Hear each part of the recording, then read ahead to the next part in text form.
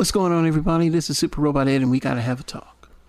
I've been wanting to do this video for a while, but I've been putting it off because I keep getting new stuff in, and so I want to talk about the Thievery. Yes, the Thievery. So a lot of you don't know, because a lot of people are coming into the fandom at different times. There have always been leaks, prototypes, things that show up, and these things show up, you know where? Right on eBay. The old onset, it always started with the lunchtime special. When the factory workers go on their lunch break, they'll take a figure or prototype casting and post a picture of it and sell it on eBay. And this is an example of what you could buy on eBay during the Unicron trilogy, mainly Energon. A lot of the Energon limbs from the combiners for Energon Superlink were leaked on eBay.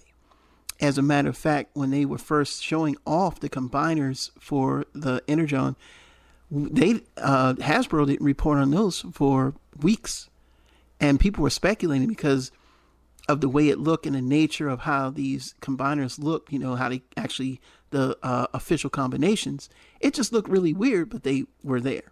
I remember seeing the Energon Superion. Pretty much the whole figure was on eBay way before it was released.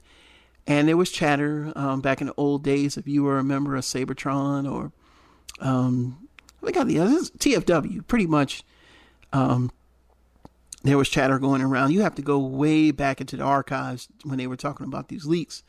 But these were more or less like the prototype castings with the odd colors like you see here for Energon Tow Line.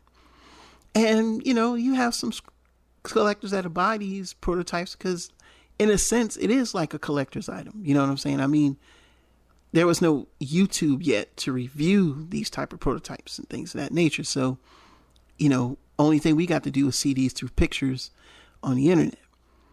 Now, of course, you know, you can't sell this. This is IP.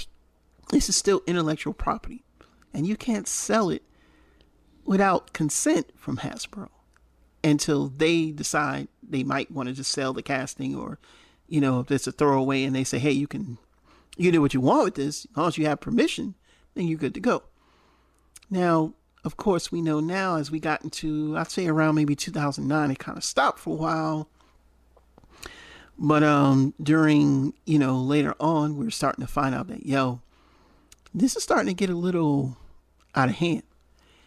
And the thing is the one thing you got to remember is Hasbro can track this. So I want to explain a way that Hasbro could do this, because naturally every factory has a manufacture date on it. And when a toy is manufactured, it has a date. It doesn't have the release street date. It has the manufactured date. So they can track down to say, hey, if this figure was manufactured on March 2020, for example, and it wasn't set to release until maybe September, October of 2020. And all of a sudden you see a review in April of 2020.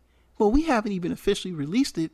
Heck, we haven't even packaged it up for it to be distributed. That's another thing, because figures have to get built. Then they have to go inside packaging. Then they got to get ready for shipment all around the world.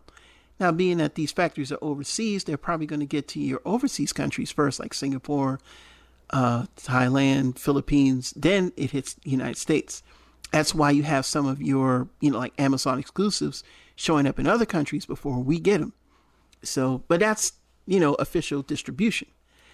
However, we know of two channels, and one that has gotten so large that now they don't have to worry about showing early figures anymore because, you know, they've got the fan base. Now you might say, well, you jealous because nobody watch your channel. I buy toys, man. I've been buying toys for so long, I never even thought to do reviews on them.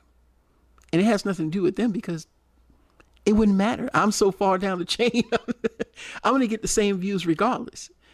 But you think about your tried and true reviewers trusted, like MGO, PR, Bout Matrix, you know, Vangelis. I mean, these guys, you know, who really do buy their toys and then do reviews on them, you know, they're legit. But I'm sorry, T versus T and P versus P are not.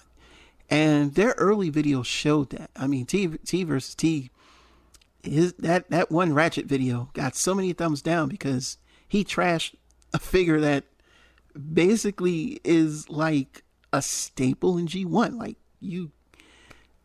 only to find out that you had to kind of backtrack later. And same thing, watching the P versus P early on, he wasn't knowing he didn't know what he was talking about. You know what I'm saying? And, to me, I'm going to say this. I'm not saying that knowledge is not based, but if you're in your 40s to hitting about 50, you've been buying these toys. You pretty much know the fandom. And collecting is not based on what you had as a kid. I'm talking about collecting now. And we've started, me and my other friends, we started doing this probably 98, 99, back into Beast Wars, coming back into G1, learning about Japanese Beast Wars and, Japanese G1 toys and trying to procure them and the beginning stages of eBay. So I've been shopping and selling on eBay for 20 odd years, 1999. And this is 2021. So this is 20 years.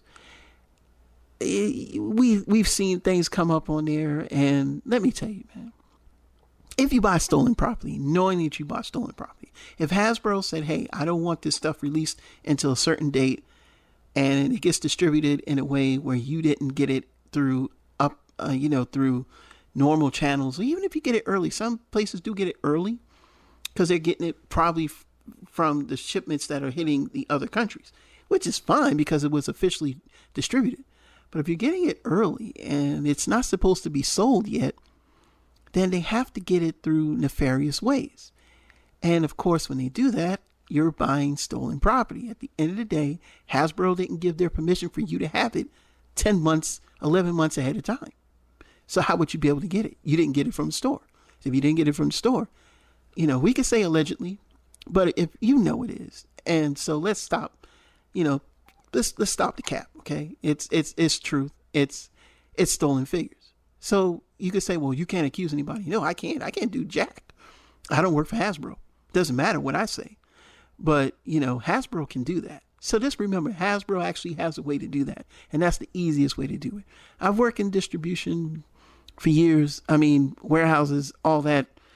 And that's how it works. But at the end of the day, you're supporting Thievery. And if you like watching their videos, that's on you. And if you want to unsubscribe and thumb down the video, that's on you as well. But let's just think of what you were doing and what you have given to Thievery. And I do know that a lot of my subscribers and people that watch these videos that are not subscribed are really honest people, and they have a hard time getting these toys. So, hey, just keep that in mind. And next time you come thumb down my video, think twice. Until then, y'all, got some new stuff coming down the way. Please leave your thoughts in the comments down below. Peace.